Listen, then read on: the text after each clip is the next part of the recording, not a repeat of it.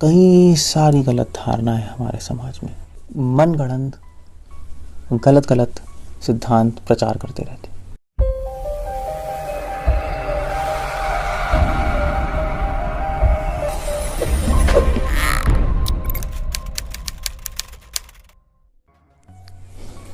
गुरु की चर्चा तो शास्त्रों में बहुत की गई है।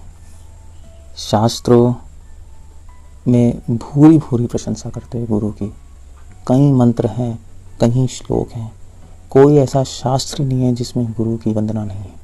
चाहे वेद देखिए, चाहे पुराण, चाहे पंचरात्र, चाहे रामायण, चाहे महाभारत, चाहे स्मृति ग्रंथ, सब जगह गुरु की भूरी भूरी प्रशंसा और आवश्यकता भी दी गई है। कहा जाता है गुरु बिना गति नहीं।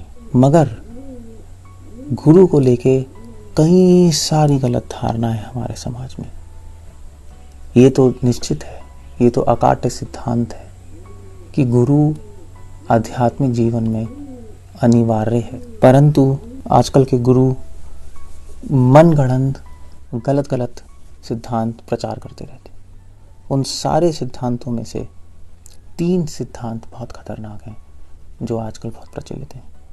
पहला है अपने गुरु खुद बनो, दूसरा है गुरु भगवान है, और तीसरा है गुरु ही साधन और साध्य। अपने गुरु खुद बनो, ये तो सुनने में ही गलत लगता है।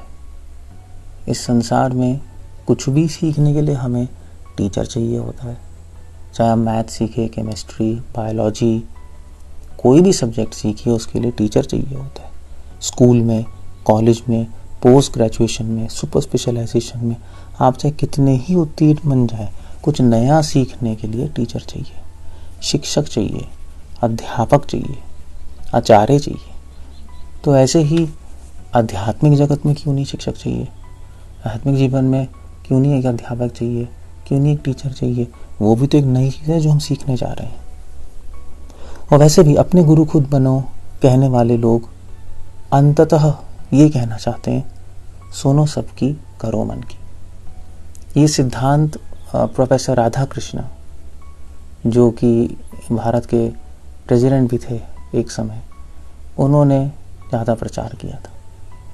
और वैसे भी 1960 और 1970 में जो पाश्चात्य देशों में, वेस्टर्न वर्ल्ड में जो हिप्पी मूवमेंट चला था, उनका भी मत यही था, सुनो सबकी, करो मन की।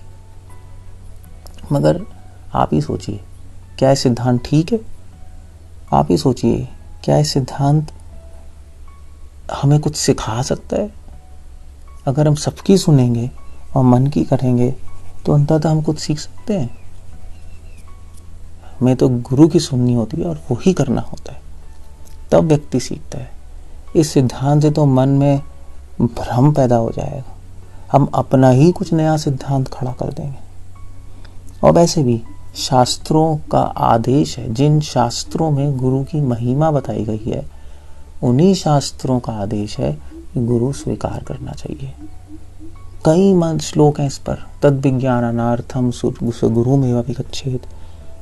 कुछ सीखने के लिए, विज्ञान आध्यात्मिक जीवन में कुछ सीखने के लिए गुरु के पास जाओ।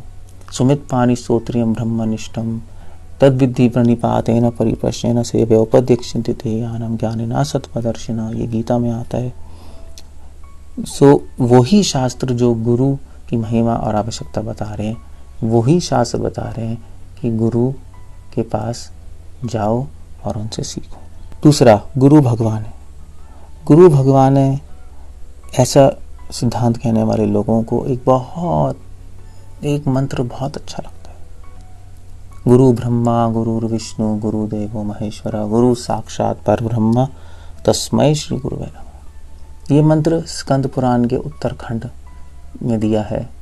वहाँ एक अध्याय आता है गुरु गीता, जो कि शिवजी ने उमा को बोला था, उसमें मंत्र आता है ये। और ये मंत्र गुरु पूर्णिमा पे गाया जाता है और इस भारत के गुरुओं को बहुत अच्छा लगता है। और इसकी व्याख्या वो लोग ऐसा करते हैं कि गुरु ही ब्रह्मा, गुरु ही विष्णु है, गुरु ही शिव है, गुरु ही परब्रह्म है, इसलिए उसको प्रणाम है। कहने का मतलब गुरु ही भगवान है। इस मंत्र का हवाला देके लोग कि वो ही भगवान है। मगर ये तो सुनने में बिल्कुल गलत लगता है, क्योंकि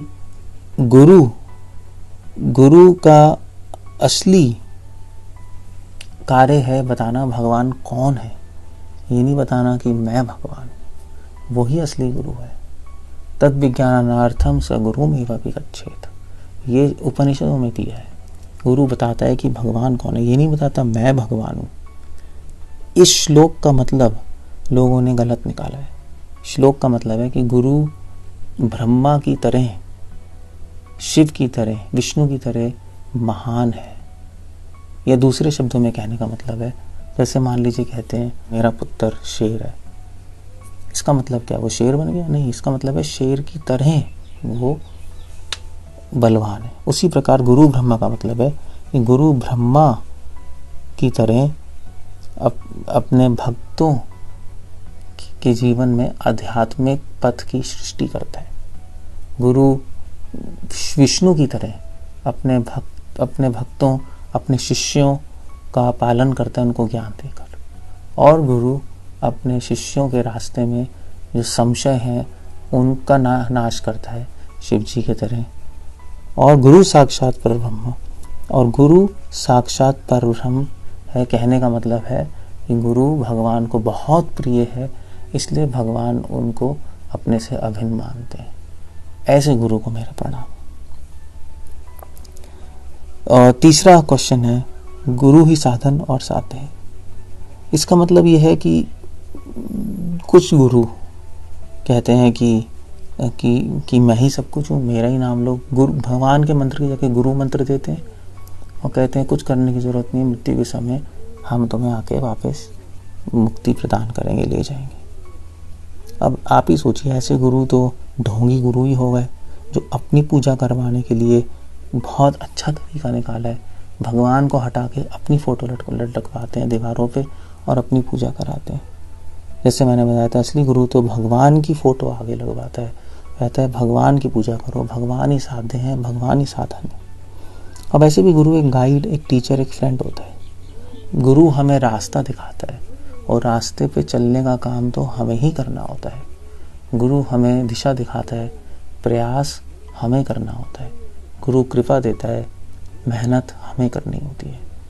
यही शास्त्रों का सिद्धांत है। तो इन 3 गलत सिद्धांतों से हम बचें और गुरु के तत्व को सही समझकर भगवान की भक्ति करें। हरे कृष्ण।